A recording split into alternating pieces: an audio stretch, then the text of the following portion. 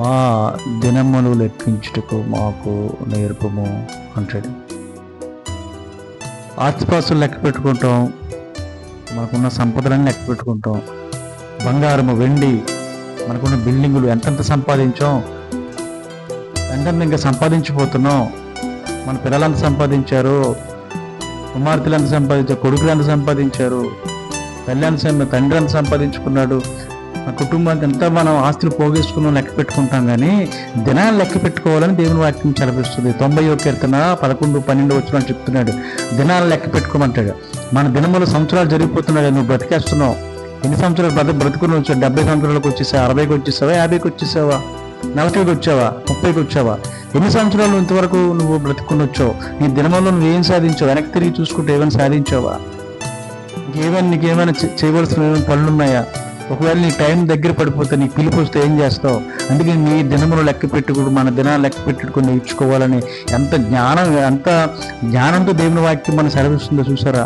మన దినములు మనీ డబ్బులు లెక్క పెట్టుకుంటాం, ఆస్తిపాస్తులు లెక్క పెట్టుకుంటామో, మన సంపదలు లెక్కించుకుంటామో, మన దినాలు, మన సంవత్సరాలు, మన నెలలు, రోజులు కూడా మనం లెక్క పెట్టుకోవాల్సిన అవసరం మనకు ఉన్నది.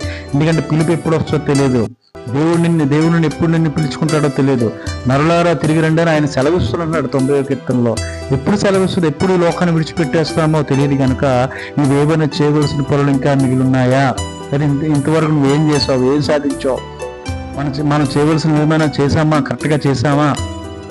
ఒకవేళ దేవునిలో మనం కరెక్ట్గా ఉన్నామో, ఎక్కడైనా తప్పిపోయామా? ఏ సమయంలో దేవుడు మనల్ని పిలుస్తాడో తెలియదు. కనుక మన దినములో మనం లెక్కించుకోవాలి. ఇందులో 40 సంవత్సరాలు నువ్వు జీవించున్నావా? ఈ సంవత్సరాలు 50 సంవత్సరాల, 60 సంవత్సరాల, 70కి వచ్చావా, 30లో ఉన్నావా, 20లో ఉన్నావా, 80 సంవత్సరాలకు వచ్చేసావా? ఎన్ని సంవత్సరాలు బతికి ఉన్నది కదా? నీ దినములు నువ్వు ఏం చేసావు? నీ దినములు లెక్కించు. కరెక్ట్గా మన దినములు మనం కాల్కులేట్ చేసుకుని దేవునికి మనము సరిగ్గా ఉన్నామా లేదా? మన వెనక్కి తిరిగి చూసుకుంటే దేవునికి మనం ఏమైనా చేసామా లేదా, ఏం సాధించామో అని దేవుని వాక్యం మనకు రాయబడింది. మన దినములు లెక్కించుకోవాలి. మరి ముఖ్యంగా ఈ లోపల 30 సంవత్సరాలకి ఈ లోకంలో అందరూ కూడా విడిచిపెట్టారు. క్యాన్సర్, ఎయిడ్స్, టీవీ, భయంకరమైన అనారోగ్యాలు, మందులు కూడా బాగు చేయలేని రోగాలు ఈ లోకంలో మనుషులు వేలేస్తున్నాయి. చిన్న వయసులో చచ్చిపోతున్నారు, నడి వయసులో చనిపోతున్నారు, యవనస్తులు చనిపోతున్నారు. ఎక్కడెక్కడో ఎక్కడ అకస్మాత్తుగా పిలిపొస్తూ తెలియ లోకాన్ని విడిచిపెట్టి వెళ్ళిపోతున్నారు. ప్రియులారా, మనమైతే దేవుని నమ్ముకున్నాం కనుక మన దినములు లెక్కించుకొని, కాల్కులేట్ చేసుకొని, మన దినములన్నీ కూడా దేవునికి ఎలాగున్నాం, మనం ఏం సాధించాము, దేవుడికి ఏదైనా మనం ప్రీతి యాగముగా మనం ఉన్నామా లేదా ఒకసారి మనం జ్ఞాపకం చేసుకుని మన దినములు మనం లెక్క పెట్టుకుందాము.